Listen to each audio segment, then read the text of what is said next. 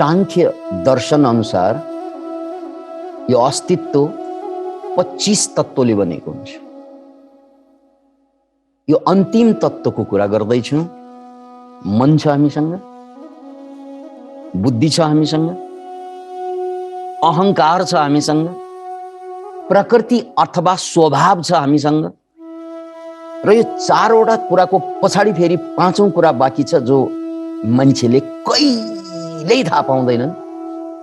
सामान्य मान्छेले सामान्य अवस्थामा त्यो पुरुष, पुरुष अर्थात् केटा होइन, पुरुष अर्थात् आत्मा, पुरुष अर्थात् चेतना। यिनै कुरालाई छर्लङ्ग पार्नको लागि म रामायणको प्रसङ्ग, भगवान श्री रामको प्रसङ्गसँग जोडेर चित्रण गर्न चाहन्छु। मर्यादा पुरुषोत्तम भगवान राम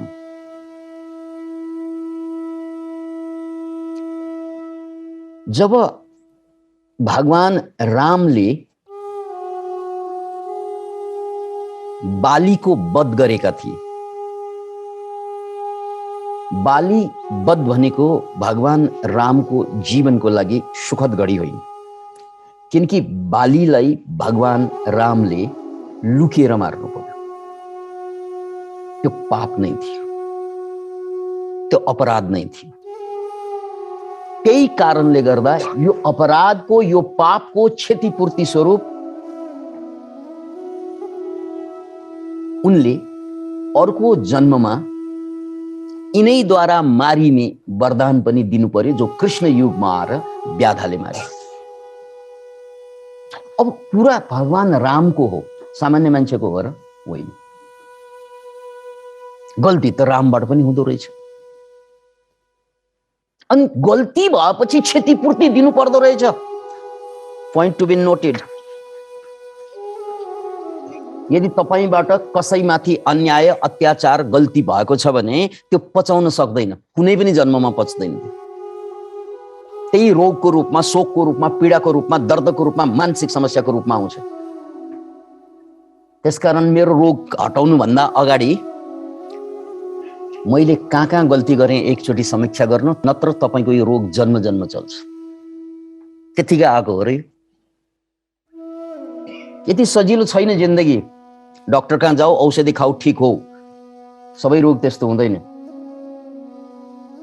किनकि यो रोग भनेको तपाईले गर्नुभएको गल्ती, पाप, कर्मको परिणाम भोगिरहेको हुन्छ तपाईले।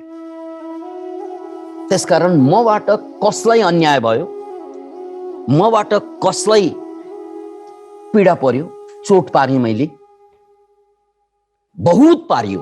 भगवान राम त व्याधाबाट कृष्ण युगमा मारिनु पर्यो। हामी को हौं र? याद राख्नुहोस्।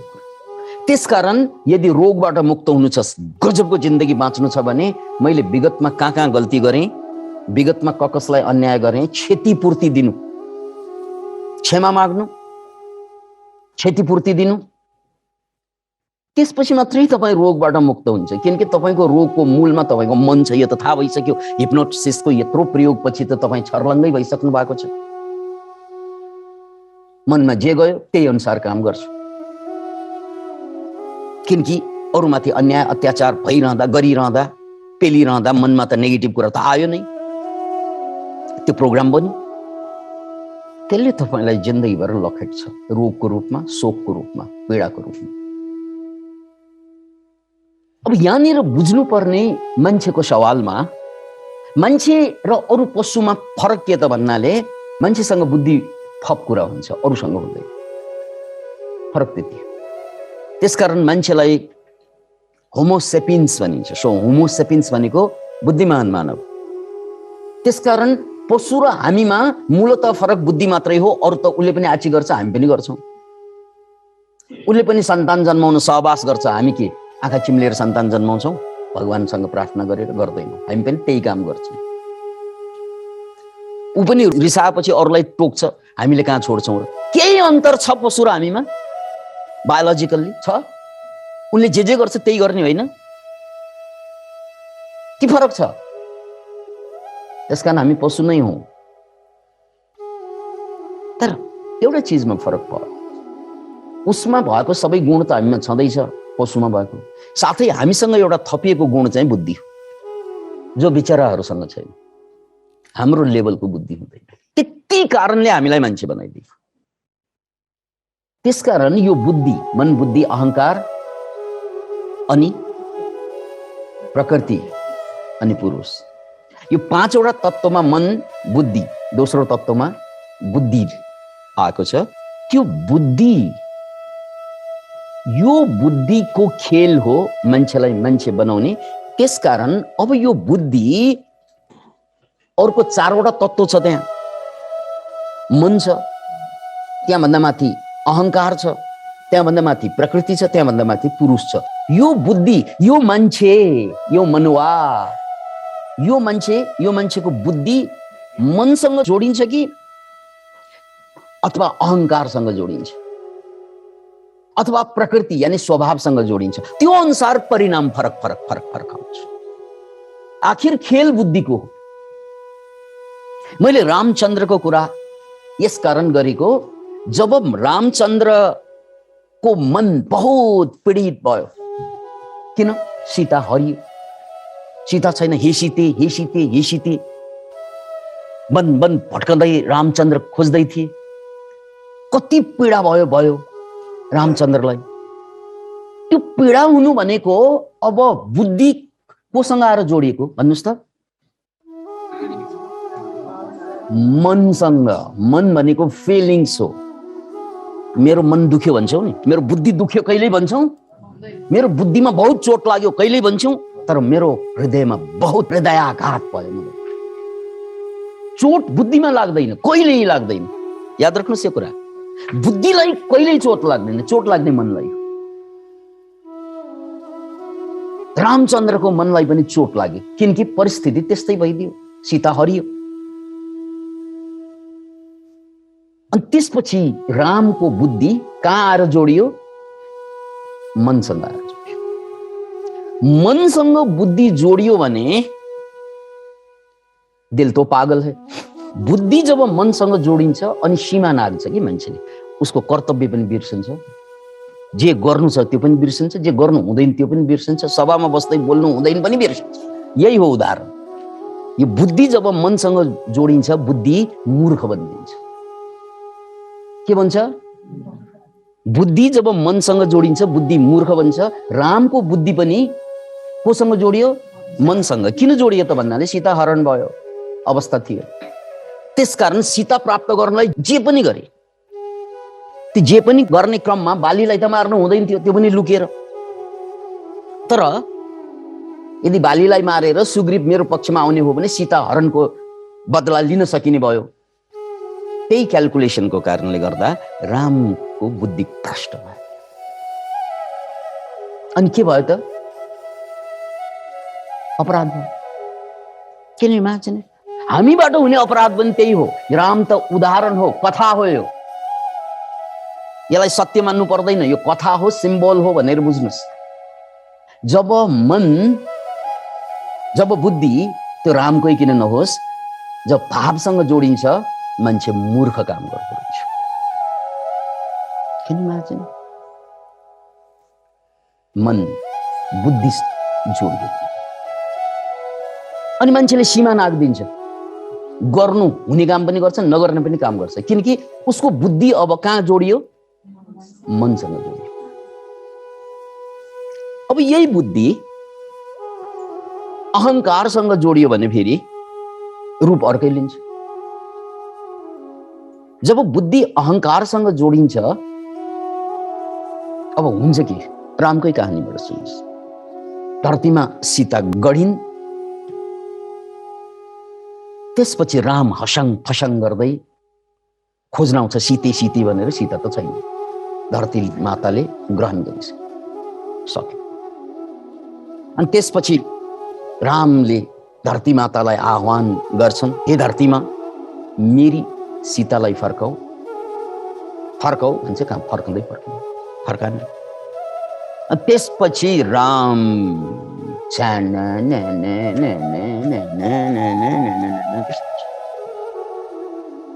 रामले रामबाण ठेक्छन् तर्कसबाट पृथ्वीलाई ताकेर,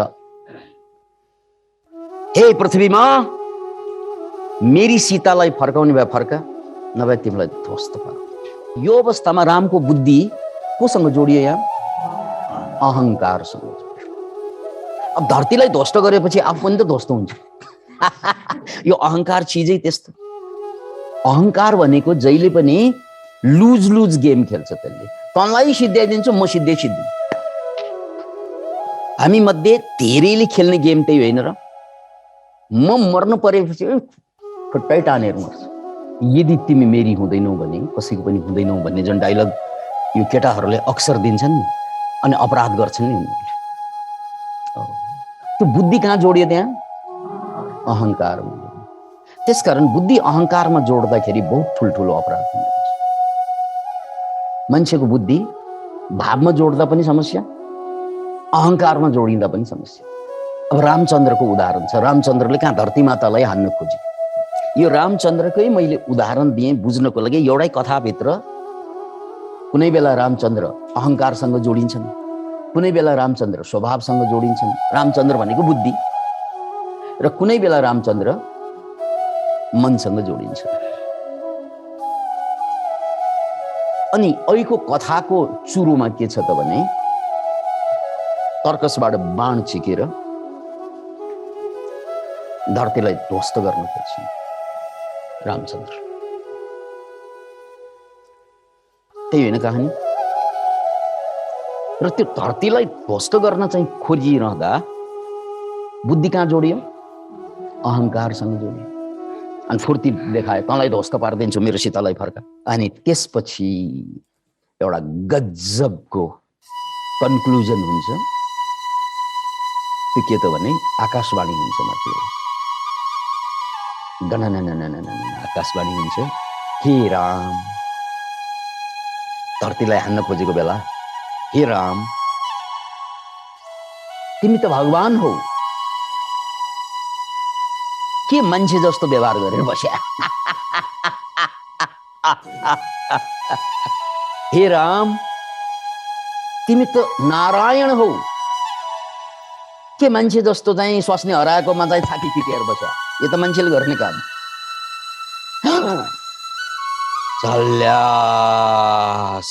भीमजी झन्डै धरतीलाई सिद्ध्याउनु लाग्यो। हे राम के मान्छे जस्तो चाहिँ स्वास्नी हरायो भनेर छाती पिटेर बस्या। यो त मान्छेको काम होइन र? केही चिज उसको हरायो, केही चिज कसैले उसको छोयो भने मेरो सामान छुने, मेरो लुगा छुने, मेरो जुत्ता लाउने, मेरो मेरो मेरो मेरो प्रयोग गर्ने तैँले त को होस् र? यो त मान्छेको काम। यही व्यवहार गरेछन् भगवानले पनि। किन भगवानले त्यस्तो व्यवहार गरे? भगवानले त नगर्नु पर्ने गर्छन्, भगवानले पनि गर्छन्। कुन बेला गर्छन्? जुन बेला बुद्धि अहङ्कारसँग जोडिन्छ। यो त मान्छेको काम। तिमी त नारायण हौ।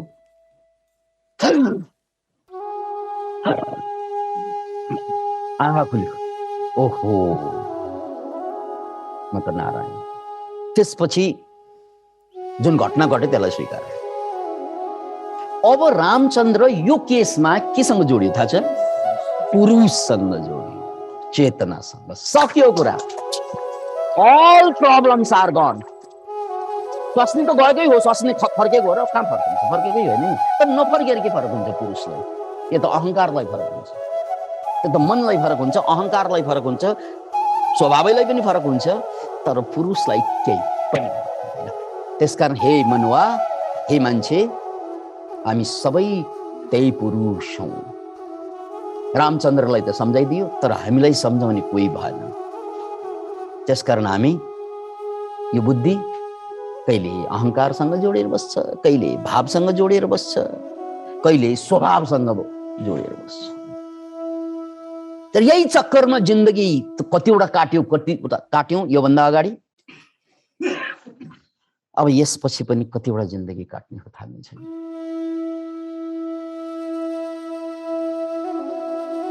त्यही कुरा। त्यसैले पतञ्जलिले यो बुद्धिको विषयमा स्वबुद्धि संवेदनम भन्ने जुन सूत्र छ, तदाकार आपत्तौ स्वबुद्धि संवेदनम।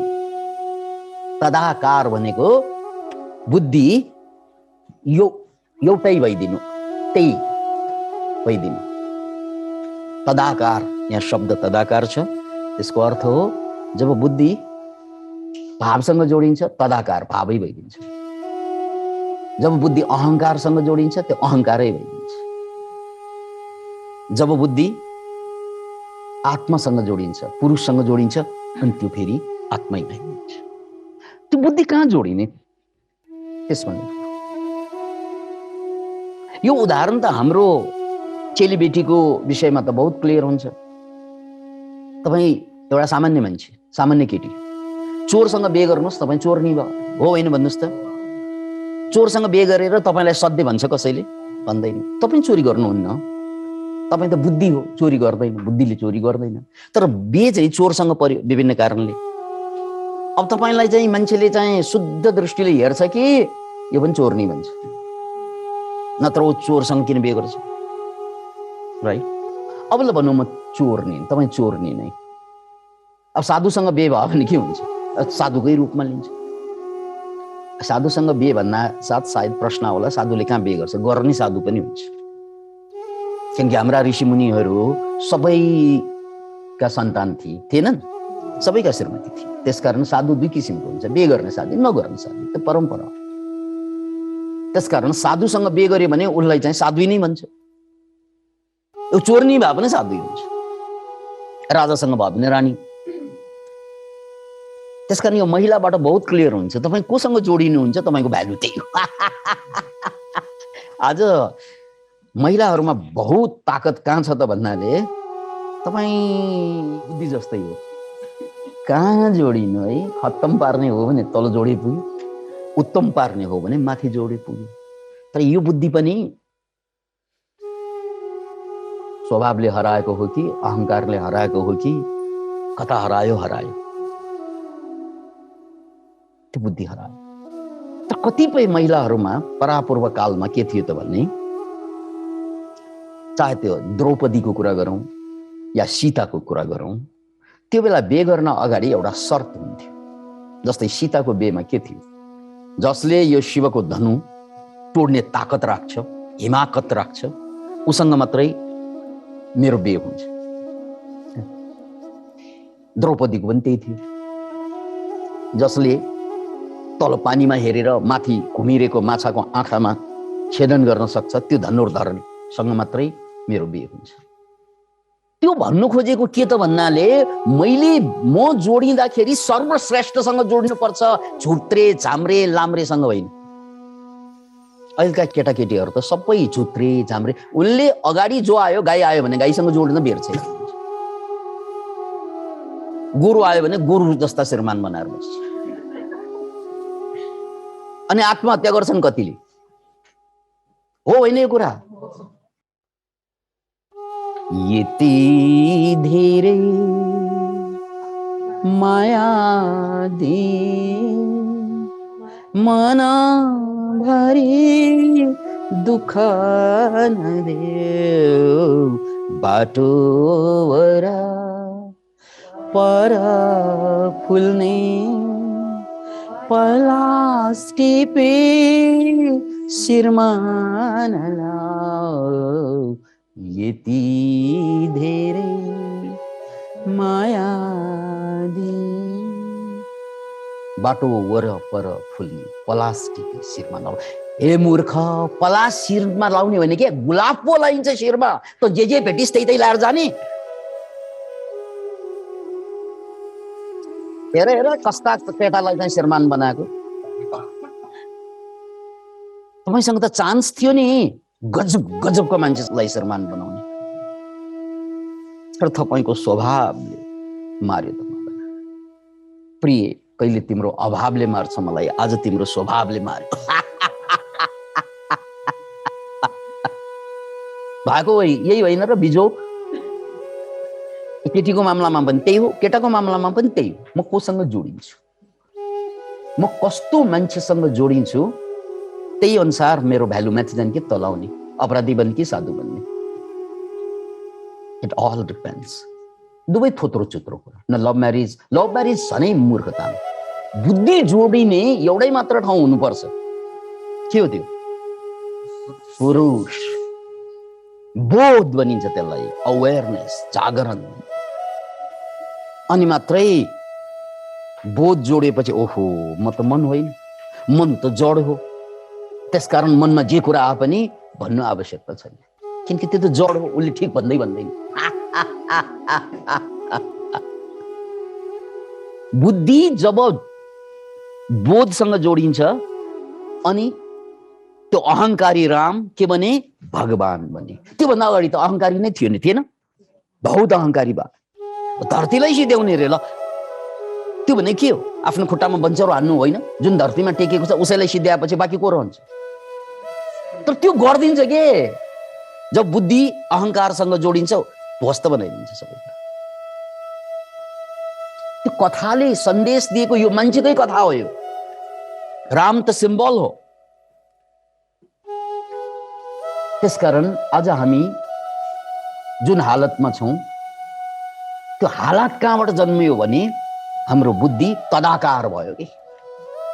हाम्रो बुद्धि कहिले अहंकारसँग तदाकार भयो, कहिले हाम्रो बुद्धि स्वभावसँग तदाकार भयो, कहिले हाम्रो बुद्धि भावसँग तदाकार भयो। तर हाम्रो बुद्धि पुरुषसँग तदाकार कहिल्यै भयो। बुद्धि पुरुषसँग तदाकार हुनु पर्यो।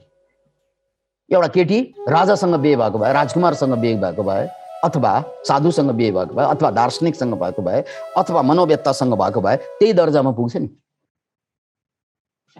तदाकार जोसँग हुन्छ। हाम्रो बुद्धि पनि त्यस्तै हो, जोसँग तदाकार हुन्छ त्यही भइदिन्छ।